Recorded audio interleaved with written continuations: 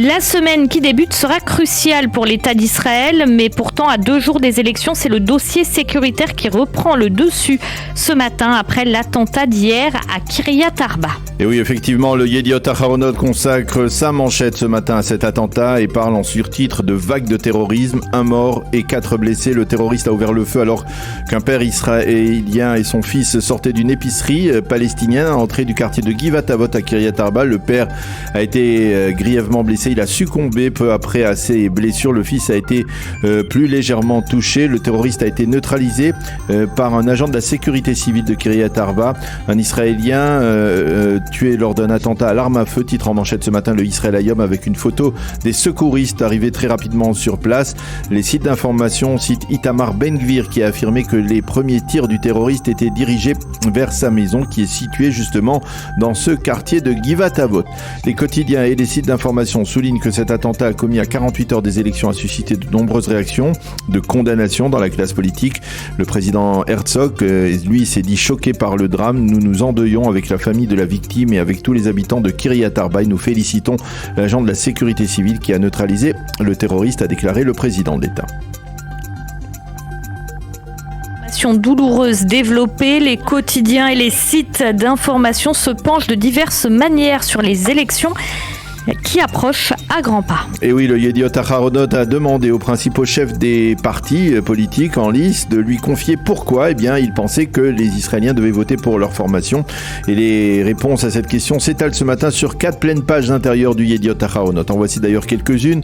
Yair Lapid demande de voter aux Israéliens pour lui afin qu'ils puissent continuer à travailler pour l'ensemble des citoyens israéliens au poste de Premier ministre. Netanyahou affirme que son destin est de garantir l'avenir de l'État d'Israël. Benny Gantz lui rappelle qu'il est le soldat de l'État d'Israël depuis plus de 40 ans. Bezalel Smotrich rappelle au lecteur que celui qui votera pour son parti recevra exactement ce qu'il a promis. Aryeh Deri du parti Chasse écrit « Celui qui vote pour nous le fera pour le testament du Rav Ovadia Yosef ». Le leader du judaïsme de la Torah, Yitzhak Goldklof, lui affirme que celui qui vote pour son parti votera pour permettre aux soldats de bénéficier de logements à des prix plus raisonnables. Pour Merav Michaeli, la présidente du parti travailliste, voter travailliste, c'est remporter 2 victoires en un bulletin. Pour Zahava Galon, voter pour Meretz, c'est être le dernier rempart avant un gouvernement Netanyahou. Voter enfin pour Lieberman, c'est voter pour un Israël libéral et libre. Pour Eman Odeh et Ahmed Tibi, il faut voter pour Hadash-Ta'al, le parti arabe, car le désespoir n'est pas une solution. Enfin, Mansour Abbas, il faut le préciser, le Mansour Abbas, le leader du parti Raham, est le seul leader chef de formation à ne pas avoir accepté de s'exprimer dans cette enquête.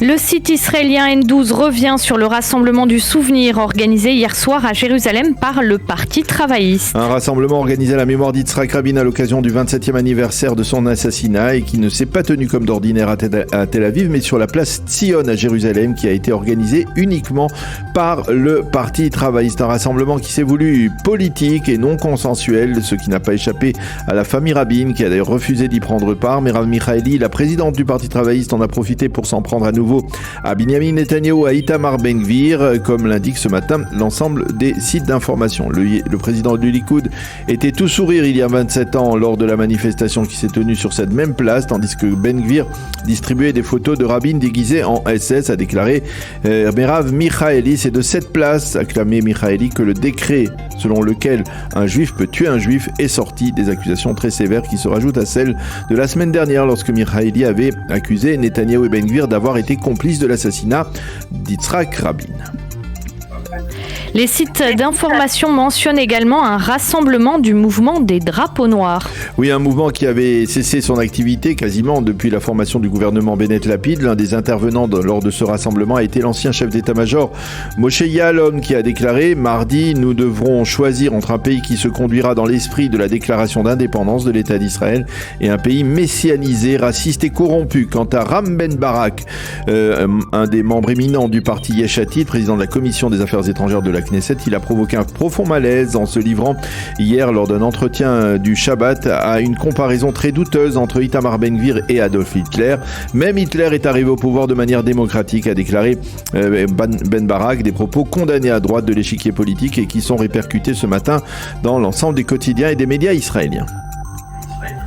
Parmi les autres développements intéressants à 48 heures des nouvelles élections, un rapprochement entre le parti de Yair Lapid et celui du judaïsme de la Torah.